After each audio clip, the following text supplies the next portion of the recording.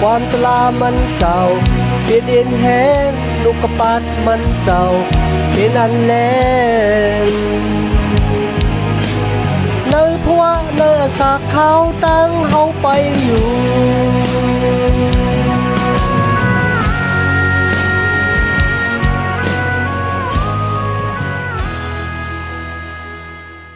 มาสุงค่าพี่น้องพร้อมเย็นเสียงใต้ที่นับยำกุศลกูปาแก้มหลีกตังสายลมอีกปารังข่าวลงแรงเปิงไหลมาโหบโทบโหบญาพี่น้องขากวันในวันมาในทางวันหนึ่งเย้าข้าออย้อนหาตังหักเมตตาตังนิมสาตังสมซื้อมนเปียวที่ลูกที่เท่าลาพระเป็นเจ้าขามาแต่อยู่ในหูสาวขากว่าหังเผอหังมันเสกรรมค่ะพี่น้องค่ะมีความขอหนึ่งที่โกนดังกำผ่าล้อการเนี่ยตึกลาดกันอยู่โกนดังปล่อยตึกเป็นของกบของกูกันนะครับโกนดังปล่อยตึกเนี่ยเป็นของกบของกูกันเนี่ยข่าวว่าลองในเขาขัดเถียงกันหลายแต่กันนะในปี2024เนี่ยเขาขาดเลยหันปล่อยตึกปอปอกเป็นมาอันว่าที่เป็นสิ่งจึงวันเมืองยุโรปกันเนาะทั้งปอดเมืองยุโรปราชายูเครนเนี่ยอาชาปอดกลางวันออกอิสราเอลฮามาสอิสโปโลวะอีกปาดังเยเมนคนที่อยู่ในซุมฮูตีนะครับนะแล้วก็ในเมืองไทยที่อยู่จำเฮาคันนั่นก็เป็นในเมืองไทยเฮาคันเนาะอันว่าที่เป็นซึกโกก้างซึกปะลองตะอางซึกไตซึกมานซึกยางยักษ์ไข่ตันนูปอโอย่างแรงอ่ะนะมีหลายเจ้าคืนในเมืองไทยเขาก็ตึกเป็นปล่อยตึกอยู่ในวันเหมือนไหนโกนดังปล่อยตึกเป็นของกบของกูกันไหนมันหมานแม่นแต่ก็บือสังขารบ่เนี่ยจริงก็บือว่ามือตั้งศึกสำจะตั้งโกนดังพระเป็นเจ้าโกนเงากำผานั่นค่ะนะเลยแทบขาดออกมาไหนโกนก็มาอยู่ภายใต้ของตั้งอุปเปิงของสาธารณมานัตสาธารณมานัตมันเกี่ยวปล่อยตึกค่ะนะก็เพราะฉะนั้นกำผาล้อก้าวหวยเนี่ยตกอยู่ใต้อาณาของสาธารณมานัตอุปเปิงอุปทิ้งอยู่ก้อยกับก้ที่อุปเปิงอุปทิ้งสูงสุดนั่นน่ะมันเป็นพระเป็นเจ้าค่ะเพราะว่าพระเป็นเจ้าปนักขว้างมันก็ตื้นเฮ็ดมันเลยเมื่อเขาคำมาอ่านในสมัยแก้มลิของพระเป็นเจ้าในสมัยแก้มลิเก่าเนี่ยเขาคาติหารว่าปล่อยตึกก็ปอปอกเป็นมาถาดเย็นค่ะนะมันจะว่าที่ขับปอปอกเป็นมาในปี2024ไว้ค่ะนะซึ่งกำผ่าปอกที่หนึ่งปอกที่สองเนี่ยโกนก็หู้ค่ะนะเมื่อมีปล่อยตึกเนี่ยต่างลู่ต่างซุมว่าจะเป็นอาสาโกนว่าจะเป็นพิงเงทุ่งจามว่าว่าจะเป็นเงินค้ำว่าโคของว่านะตึกโซนให้น้ำมันลู่มันซุมว่าจะเป็นผู้ตึกเป้ว่าจะเป็นผู้ตกซุมค่ะนะมันก็ซุมหนังกันเป็นสังกุลเฮามันต้องใครว่าปล่อยตึกเนี่ยมันจะปันพรดีมันก็หลายสังนะพี่น้องค่ะกวนตองอยากก็เป็นเรื่องนั้นปล่อยตึกปางตึกต่างโกนเนี่ยมันเป็นของกบของกูกันแต่ครับกิริอามนะครับมาโกนเจอจัดเจ้าคือเหรอคะนะเพราะว่าเขาได้ออกกว่าตึกซึกป้นไหนจังวางเจ้าคือในกับปานดีคนมิวอิสิลาที่เขากว่าในเมืองคานาอันในคะนะเขาได้ลู่เครื่องปลูกสอปุ่นดาดีกว่าเขาปล่อยตึกเขาก็เป็นเรื่องนั้นในกับปานนั่นค่ะนะเพราะว่าเขาเป้แหน่งมาเนี่ยเขาก็ได้เอาเจ้าพระของทางฝ่ายหนึ่งเนี่ยมาช้าไว้ตั้มไว้ชิมตีนเจ้าพระของเขาเฮ็ดจังไหนแต่กันนะกำในเขาขับมาถึงจื้อจัดเจ้าคือมิวอิสิลาติดตึกหาเตเขากว่าหุบซิเมาแลนลินกติสจาติพระเป็นเจ้าปันไว้ที่ปูหมอนของเขาอับราฮัมอิจากยากูบเนี่ยจอมหนังสมัยแกมลิกมีแต่หมายไว้ว่าตั้งอันออกป้นมนเราเสตั้งเป็นขี้คานในเมืองอียิปต์เนี่ยก็พระเป็นเจ้าเป็นผู้ที่จอยแถมเขามันจะรวยอนาโกนค่ะนะมันจะรวยลักนักรวยกองรวยกังมันจะรวยเอ็นแห้งเลยสติปัญญาของคุณกุ้ยกับรวยอนาตันคู่ของพระเป็นเจ้าพระเป็นเจ้าป้าเขาออกเมืองอียิปต์มาอยู่ในเถินแรง40 ปี กำเลยเป็นข้าวยามที่เขาได้เข้ากว่าตึกขุบซิเมาเลียนดินคณะอันกุ้ยกะโกนกับปานนั่นกันนะเขาก็เลยยินว่าโกนมิวอิสราเนี่ยมีพระเป็นเจ้าผู้ผ่านสร้างอยู่โดยจอมเขากลางวันก็จะมีเสาหมอกกุมอยู่ในซุ่มเถียงเฮือนคำพระเป็นเจ้ากลางคืนเนี่ยก็จะมีเสาไพ่อยู่ในซุ่มเถียงเฮือนคำพระเป็นเจ้ากุนจื้อจัดเจ้าคืนในมีพระเป็นเจ้าอยู่โดยจอมเขาและยินว่าพระเป็นเจ้าของเขาเนี่ยใหญ่เมียดหรือเสขุนผีขุนสางที่กุนมิวขนาอันเฮ็ดวัดกูกวายใหญ่เมียดหรือเสขุนนางสร้างทุกของที่กุนมิวขนาอันเฮ็ดวัดกูกวาย รองของกุนมิวอิซิลาและรองของพระเป็นเจ้าเนี่ยก็เป็นข่าวอย่าลงหงห้างหลังปจอดปเจกว่าในเมืองคณะอ่านเหมือนกันและยินยาตุ่มขนเนอซานในคณะโอ้พระเป็นเจ้าของกุนมิวอิซิลาเนี่ยเป็นพระผู้เยี่ยมแม้ในสูงสุดและมีอยู่เลยจอมเขายกก็ตีเข้าปางตึกปล่อยตึกจอมเขาป้าเนี่ยวันเมื่อนี้เขาคำมาถึงแก้มันโหดราคารซาวค่ะนะ แต่จะเอาข้อที่หนึ่งโดยบ่ถึงข้อที่เศร้าเนี่ยเป็นไม้มีปักเปิงเป็นจีการที่จับแสงอันดังตั้งอันเข้าปล่อยตึกเขาโมเสสเลยลาตีคนมิวอิสราทั้งหลายว่าเมื่อสู่ทั้งหลายที่กวาดตึกซึกจอมยานสู่ของสู่เลยหันโลมาเขานั้นก็ตับซึกของเขานำหนะเยอะนะโอ้ยก็อย่าไปกูเขา ก็เพื่อสังก็เพื่อว่าพระยาเว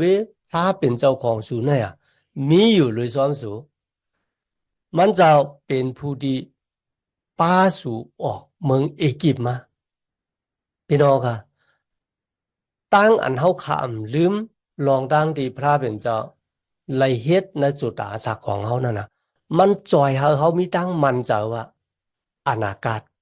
พระเป็นเจ้าติดจอยเขาเหมือนกัน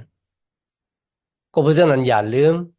ลองตั้งอันอย่ามีที่พระเป็นเจ้าเฮ็ดในจุดอาศักของเขาทีนี้โมเสสละที่คนมีอิสราว่าสุอย่าลืมนะลองตั้งที่พระเป็นเจ้าเฮ็ดตั้งอันอย่ามีในจุดจัดเจ้าคือของสูเพราะสูมลืมบ่ในจึงที่เฮ็ดให้สูมมันจะในอนาคตพระเป็นเจ้าบ้านเนี่ยที่ปันตั้งเป็นอย่างที่สูนะครับอ่อนตั้งที่คนมีอิสราดีกว่าเขาปล่อยตึกปางตึกในกันนะ เขาคาไรหันมีปักเปิงอยู่สองรองสองตั้งค่ะนะกำลังดังสุดมีไว้ในข้อที่สองในค่ะนะมือสูติออกกว่าตึกซึกเนี่ยปลอเหกติมาอยู่ตั้งนาตับซึกค่ะนะมาอยู่ตั้งนากวนเมืองเยาติลาติกวนมิวอิสิลาตั้งหลายโอ้กวนมิวอิสิลาตั้งหลายเขาถ่อมยินตามือไหนอ่ะสูติเข้ากว่าตึกซึกกว่าอยู่จำยันสู่ของสูกุ้ยก็อย่าให้หูเจ้าของสูในกูอย่าไปตกจ้า อย่าไปขี้ยานต่อยานสู่ของสูก็เปิดสังก็เปิดว่า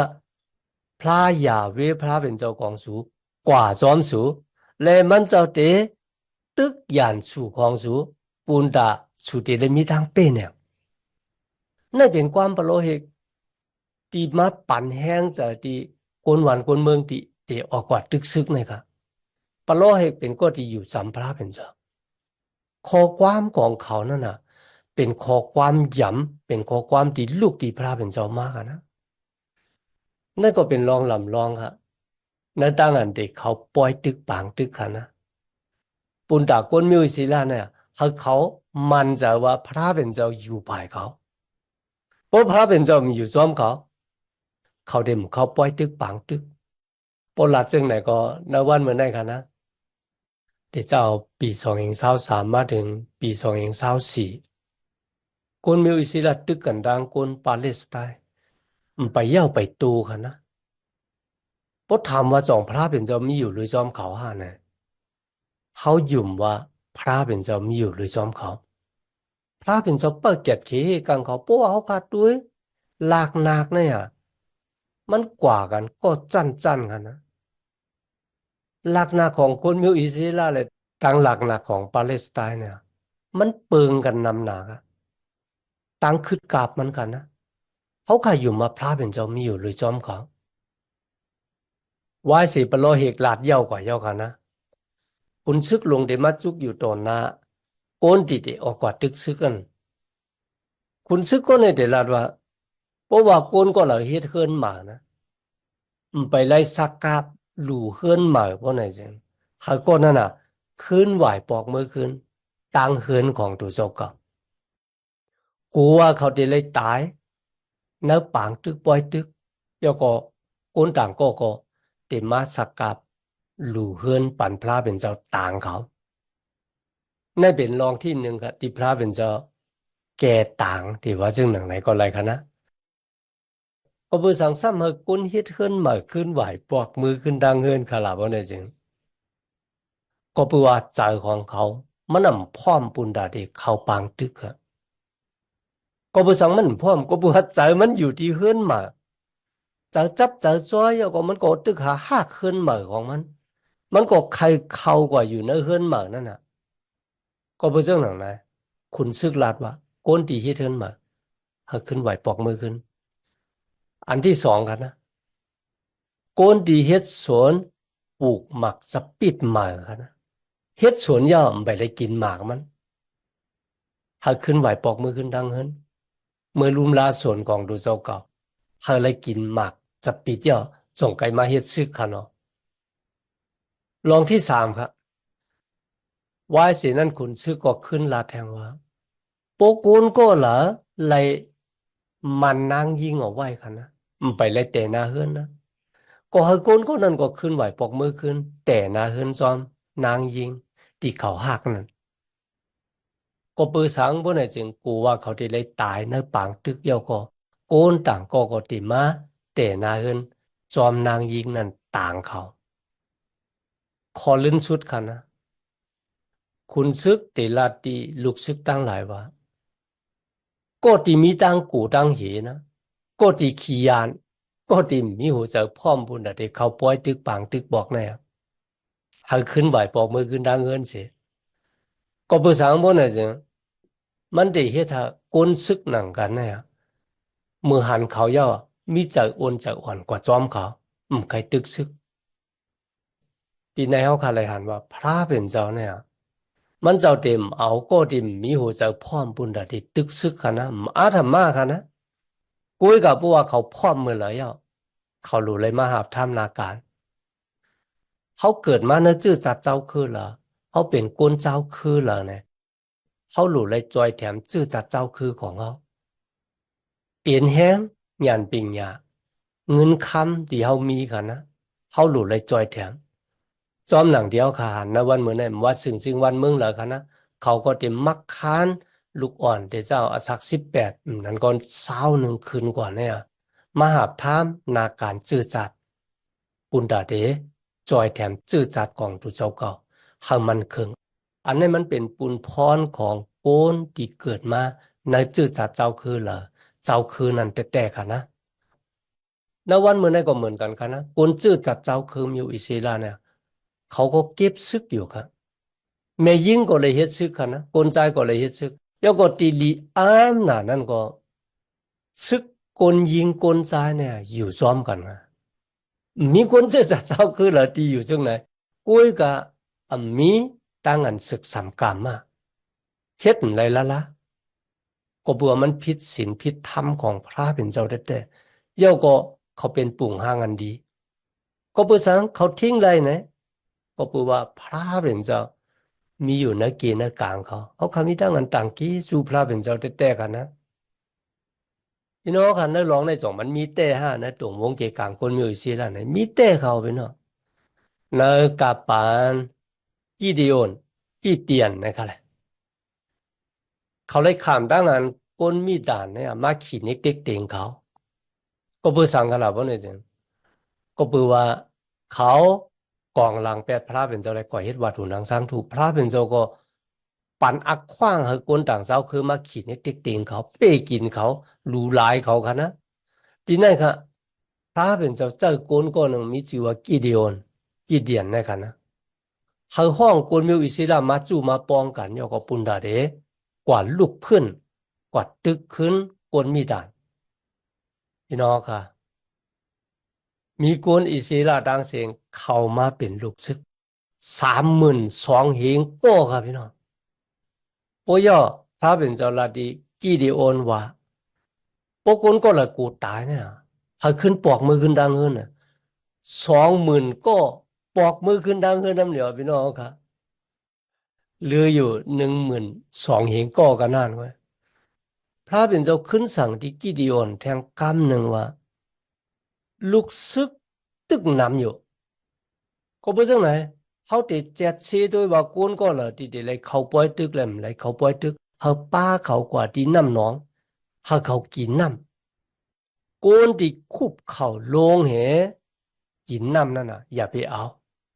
เอาก้นดีกว่าจุกเยอะก็เอามือวักน้ำขึ้นมาเลกินเหมือนเรื่องมาเลยกันนะเลกินเอาก้นเจอไหนเนี่ยกำลังสุด32,000เหงก็เนี่ยเหลือ3 ปากก็กันนะนี่ก็กันนะก็ผู้สังฆราชพวกนี้จึงก็ผู้ว่าตั้งอันเตเป็นผู้เป็นอย่างปล่อยตึกบอกเนี่ยมันน่าจะก็เปิดเอ็นแห้งเขาหยันปิญญาเขานำกัดตั้งแขนของเขาปุ้ยกับมันเป็นตั้งจอยแถมตีลูกตีพระเป็นเจ้ามา พระเป็นเจ้าที่ปันเอ็นปันแห้งเขาพระเป็นเจ้าที่ตึกจอยเขาเลยครับเลยปุ่นดาเขาได้มีหูเจอที่มีมาหน้าเป็นสูงว่าเขาแก่นะเขาแก่นะกูอีกาเขาแค่จะเต็มรู้ว่าพระเป็นเจ้าอยู่ภายเขาพระเป็นเจ้าเป็นผู้ที่ตึกซึกต่างเขาเนี่ยในวันเหมือนเขาก็เลยยินว่าพี่น้องขางนะกระชินนะเพราะว่าที่ออกกว่าตึกซึกเนี่ยวางบอกเลยยินว่าเขาก็สุดต้องตึงหาพระเป็นเจ้า ย้อนหาพระเป็นเจ้าอ่อนส่งในตั้งเกียรติเกกังเขาเขาป้นพี่อันนั้นแหละเขาเลยหับตั้งอ่อมอย่างนะอันนี้ก็ใครง่ายกันดังกลมิวอิเซลาค่ะนะคุยกันในสมัยแก้มที่เก่าเจ้าเยซูมเลยปั่นแห้งเขาค่ะตึกซึกค่ะนะวันที่เจ้าเยซูเลยคำตั้งอันติ่งยอบพี่น้องค่ะเปิดตู้จักแล้วออกมาแล้วก็พันถูกใส่หูของกวนเจ้าปโลเหกกันนะ ข่าวว่ามันตื่นอ่านพันดีหูกำเดียวกันนะกูก็มันผาดกว่าแปดกว่าญาติว่าหูที่นี่จะอิสุลาดว่าเฮามาเก็บแล้วมาขึ้นสักพักมันขึ้นก้นที่เจอแล้วก็ติดตายย้อนแล้วเนี่ย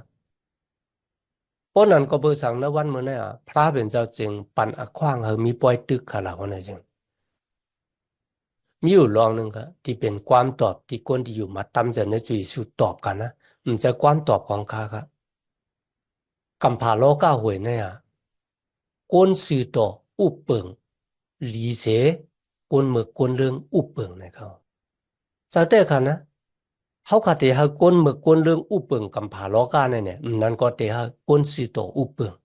ก็เป็นเรื่องนั้นปางตึกปอยตึกปอบอกเป็นมากก็ปุนดาเดหาก้นสื่อต่ออุปเปิงครับปุนดาเดเฮคัดอ่ำหาก้นเมือกก้นเรื่องอุปเปิงซึ่งจริงวันเมืองแหละกำพร้าโลกาลงนะ ปอยตึกจึงปอบอกเป็นมาอำสุดอำเซงต่อพอถึงวันดีเจ้าเยซูจ่อมาหาเขาคำมืออยู่จอมมันเจ้าเนื้อมึงกระดิ่งแกมสากันนะคนโลกาในเดลาดกันว่าปอยตึกปังตึกเตมีต่อพอกำผ่าลองนะครับก้อยกาเขาขาดอยู่มาตั้มจะเนื้อเจ้าเยซูต่อพอถึงวันที่เจ้าเยซูมาหาเขาค่ะมืออยู่จอมมันเจ้าเนื้อมึงกระดิ่งแกมสากำในเขาขามาถึงแกมันฮอตลาคานซาวเอ็ดค่ะนะ ในคานเช้าเอ็ดเนี่ยครับมีปิ้งหยาบตลาดที่จับแสงอันดังตั้งอันแหมก้นตายหูว่าเผาเป็นก็ที่แหมก้นตายกันนะลองที่สองเป็นตั้งอันเตะหน้าขึ้นครับปล่อยปังแขกนะครับเลยลองที่สามก็เป็นลองของลูกจ้ายติ่มถ่อมสบอกความครับมันบอกว่าพิษปิ้งหยาบตลาดสิปาในขอที่หานั่นกำเดียวกันนะในวันเมื่อนะครับเพราะว่าเขาขากว่าหันก้นตาย mà trong tang cái yêu khăn nó huề nó lói nó na cái yêu thì bằng thì bên họ khá lù lấy quả trường thì ye bản lịch khăn á cuối cùng nó cả bảnนั้นมันไปมีกันลูกเขาก็ตีไล่กวาดเติงที่ก้นอย่าก้นหลงกำแน่ปลอเฮเกอีปาดังก้นอย่าก้นหลงในเมืองนั้นกันนะเขาก็ตีมัดแตกด้วยเมืองเหล่าที่อยู่จำที่ก้นก็นั่นตายอ่ะเมืองนั้นตีไล่ เอาวัวแม่มาลูเป็นเครื่องปลูกจอกันนะมันบอกว่า ตีไหนค่ะนะวานเมืองตีอยู่จำโกนตายนั่นน่ะตีเลยเอาตาหุ่นปุนพรค่ะตีเลยอามาขามหุมลุยกันลุยดังดีพลาเป็นก็ดีแถมก็นั่นตายกันนะกุยกับก็บัวเมืองเขาอยู่จำกันนะเขาดังหลายหลุเลยเอาตาหุ่นปุนพรยก็อามาขามแล้วลองได้ยก็ตีเลยมาขามซักเสีมันเหมือนเรื่องว่าปันกติสัจจาว่าสิ่งจึงวันเมืองเขามันเลยมีปุนมีส่วนแล้วตั้งอันแหมก้นก้นให้ตาย ปย่อเดี๋ยวเลยเอาวัวแม่มาตัวหนึ่งกันนะเอากว่าที่จำนำหวยยก็หักคอวัวตัวนั้นตายยก็เอาลูเป็นเครื่องปลูกจอกอะในทุ่งพิงตะล่านั่นกันนะก้นเหยอะก้นหลวงของเวียงนั่นน่ะดีกว่าล่างมือเขาหรือวัวตัวนั้นน่ะว่าเขาเนี่ยอ่ำไรเฮียเธอก้นก็นั่นตาย วายเสียนั่นค่ะก้นเหลวี่ค่ะที่เป็นปลอเหกเจอเนี่ยที่ป้ากันเข้ามาจำแล้วก็ลู่เครื่องปลูกสอนนั่นน่ะปุนดาเดเฮียเธอลองเนี่ยเขามันหายกว่า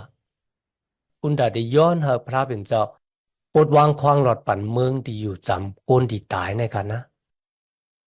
เย่าก็เขาลองตั้งที่ปอปอกเป็นมานั้นเย่าตัวกว่า เตมให้มันสืบมีรองดังอันเดตอบแทนแก่แค้นกันสืบกว่าในวันตามือหนาก็เบื่อมันเต็มเย่ามันโตค่ะนะก็ในเหมปีไอก็ในตายมือเงิมนั้นแทงก้องก็เต็มมาเหมเนี่ยมันเต็มเย่ามันโตที่ไหนคะวายเสเขาเฮ็ดจอมหนังทุ่งพิงตะลาในยอตั้งอันตอบแทนแก่แค้นก็เต็มได้มีในรองในสืบกว่าความแต่เอาขามีไว้ว่าวัวเหยียบหายควายเหยียบแนนในกันนะ อันนี้ก็เป็นตั้งหักเมตตาของพระเป็นเจ้าที่มีในตรงวงแก่กลางคนมีอิสระทั้งหลายก็ปุณดาตั้งพิดตั้งแผดที่เลยสุดเสียงกว่า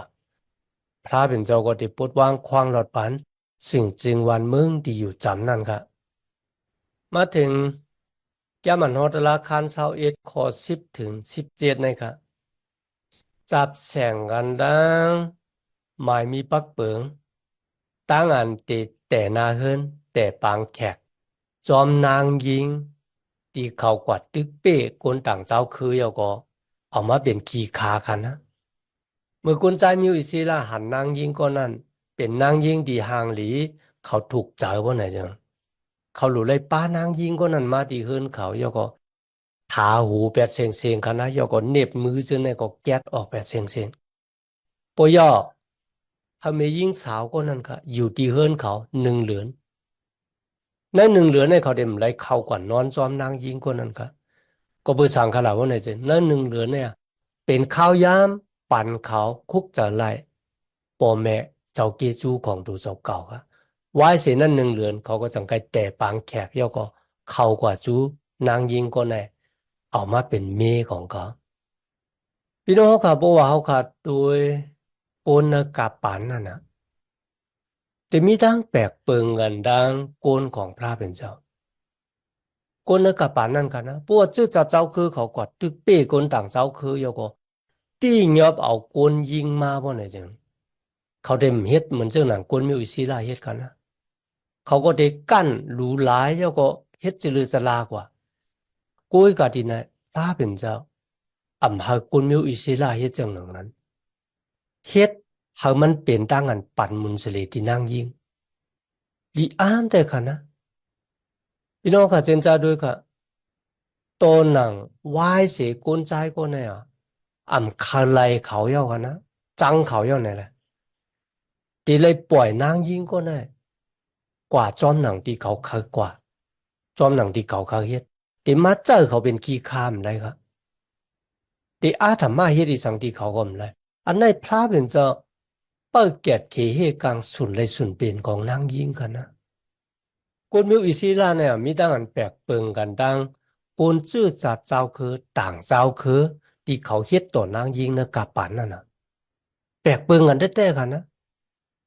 ลองนี่ก็เป็นลองที่ลีอามแท้ๆเพราะว่าเขาขามาเห็นหูเขาคัดได้ไลหันว่า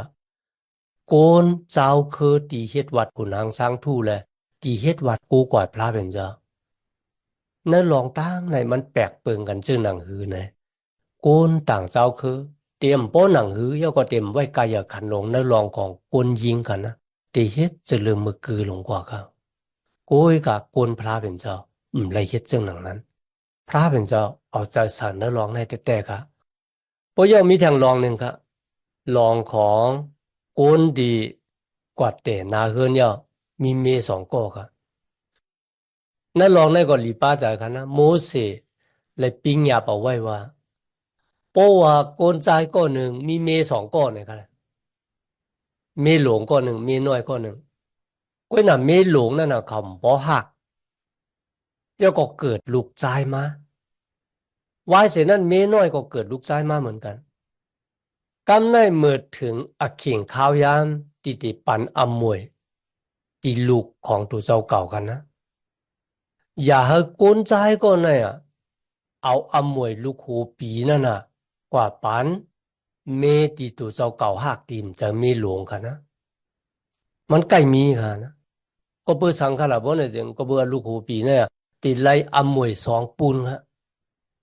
ก็เบอร์เจ้าหนังนั้นครับพระเป็นเจ้าหู้ว่าโกนเฮาขาเนี่ยมันใกล้ลักลิงเนาะ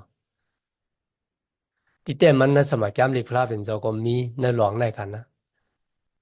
เป็นรองของอยากกูเขานางลีอาจเป็นเมหลงกันนะลาเคล่าเนี่ยเป็นเมน้อยเดี๋ยวว่าจังไหนก็เลยก็ปัวไหลกำลื่นกันรุ่นเนาะ อาสร้างอาตานอมวยลูกหูปีนั่นน่ะติแต่มันเนี่ยมันลูกเป็นลูกของนางเลอาค่ะนะโอ้ยกะอมวยลูกหูปีซ้ำก็เป็นลูกของนางราเคล่านั่นก็เป็นโยเซฟลองได้ก็พระเป็นเจ้าก็หับคำแล้วอยู่ก็บอกว่าลูกเปลี่ยนเฮ็ดพิษนะลองได้กันนะย้อนพี่น้องเขาคำมาอ่านด้วยกันเนาะกำเนิดเขาคำมาถึงเดี๋ยวจากข้อที่18ต่อบถึง21เนี่ยมันจับแข่งกันดังลูกใจ ลูกใจหนกลูกใจตื่นนะครับแหละมันถ่อมความโปกความแม่ครับโปแม่สั่งสอนหลายปอกหลายขาก็มันพร้อมนะครับนะในปิงยับเนี่ยมีไว้ว่าเอาป้าลูกใจหนกลูกใจตื่นเนี่ยกว่าจู้ผู้อย่าก้นหลงในเมืองที่พักตู่เขาเมืองมาก็ที่เป็นพ่อเป็นแม่ก็เตลาดที่ก้นอย่าก้นหลงตั้งหลายว่าลูกใจของเขาเนี่ยมันเป็นก้นหนกก้นตื่นน่ะมันอะไรอยู่ในศีลธรรมนั่นน่ะ ถ่อมความโปกความแม่ไหนยก็เป็นคนดีอันดีมรักกันนะเป็นคนขี้เมาแนวเขียงนั่นครับคนใจดังหลายดีอยู่ในเมืองนั่นนะเดียวหมักหินปือเขาตัวพอตายนะครับโอ้ยกันในปิงหยับตะลาพระเป็นเจ้าก็ยามมีค่ะที่ก็ที่เป็นปอก็ที่เป็นแม่เนี่ยเอาลูกชายของตัวเจ้าก็กว่าอับเขาเปิ้นเอาหมักหินปือตัวพอตายเนี่ยมีกันนะโอ้ยกับปิงหยับตะลามีไว้ นั่นลองในให้เรากับคุกจะไลที่จุยสุขใครในลองลูกใจที่หายกว่านั่นค่ะนะอโลพี่น้องค่ะคนที่มาถ่อมที่จุยสู้ลาถึงลูกใจที่หายกว่าเขาพากันตกใจกันเร็วครับก็เบอร์สังกันล่ะก็เบอร์เขาถามว่าลูกใจที่หายกว่าเนี่ยมันเป็นก้อนที่กึ่งทึกกึ่งตันที่ที่เลยขามตั้งงันเอาหมากหินปื้อ ก้อยกับมือมันไหวปอกขึ้นมาจูบโปมันโปมันซ้ำนมหอมมันเหจูบมันหรือเสียนั่นมันก็กันนะแถมบูปีก็เฮ็ดปล่อยเลี้ยงกินเกี่ยวมันแทงอ้าโลลองได้เฮ็ดให้โกนปากันตกใจเลยแปลกเปิงแท้ๆเจ้าเยซูไครัดนี่เขาว่าตั้งหักของพระเป็นเจ้าที่มีต่อมนุษย์ซาโกนที่มันจะผ่านสร้างให้เป็นมาจอมหนังหางผางมันเจ้าเนี่ยอย่าเมียแท้ๆ เลยเสนั้นการในวันเหมือนในกันนะเขาขาตั้งหลายต่างเกจูพระเป็นเจ้าติมได้อยู่ภายใต้ปิ้งยับตะลาพระเป็นเจ้าก้อยกาเขาขาอยู่แต่กลุ่มเกจูของเจ้าเยซูคริสต์เมื่อเขาขาคุกจะไล่ไม่จากวัวแปดมาหาพระเป็นเจ้าย้อนหามันจะปลดวางความหลอดปั่นวัวแปดเขาหรือตั้งนั้นตอนหาพระเยซูมาเป็นเจ้าเกศยอดของเขาเจ้าก็เมื่อเขาขาเฮ็ดผิดกว่าเนี่ยนะ1 โยฮัน1 ข้อ 9ก็มีไว้ว่า มือเฮาค่ะผุยในบัวตะแปดเฮาขัดต่อพระเป็นเจ้าย้อนเหอะมันจะปวดวางความหลอดพระเป็นเจ้าก็ติปวดวางความหลอดปันเฮาค่ะสุขปวดร่างเฮาหมดจางยอก็เฮาค่ะเป็นคนสิต่อขึ้นเลยมีดังนั้นต่างเกจูพระเป็นเจ้าอย่างนัดเต้ๆวว่าค่ะนะนวันเหมือนในกะย้อนเหอะตั้งหักเมตตาตั้งนิมจาตั้งสวมเสือมนต์เปียวที่ลูกดีพระเป็นเจ้ามาแต่อยู่ในหูเจ้าเฮาค่ะกว่า หังผาหังมันสิกรรมค่ะมาสุงค่าความตลามันเจ้าเป็นเอ็นแห้งลูกกระปัดมันเจ้าเป็นอันแลงเนยพัวเนยสากขาวตั้งเฮาไปอยู่